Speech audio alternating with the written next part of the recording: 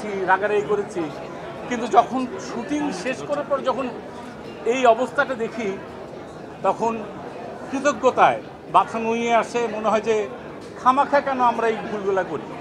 এবং শুধু এটার ক্ষেত্রে আরেকটা জিনিস মনে হয়েছে আমার ব্যক্তিগতভাবে, ব্যক্তি জীবনে আমরা অনেক ক্ষেত্রে অনেক কিছুতে অনেক সময় অনেক ভুল করেছি।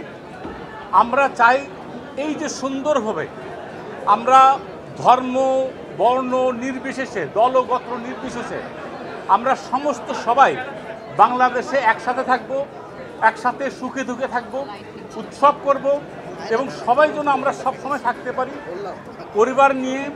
শুধু ছবি কেন, পরিবার বন্ধুবান্ধব নিয়ে আমরা যেন সব জায়গায় যেতে পারি। আপনারা সবসময় আমাদের সঙ্গে থেকেন। ফিল্ম ইন্ডাস্ট্রি আরও বড় বড় ফিল্ম আসুক, আরও ভালো হোক। আমি এত কথা বললে তো হবে না, ওদের কথা নিশ্চয়ই আরও আছে।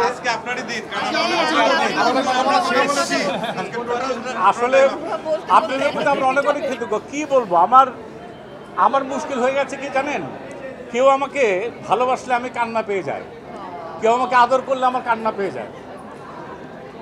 যখন আপনারা সবাই আমাকে এইভাবে আদর করেন আমার কান্না পায়।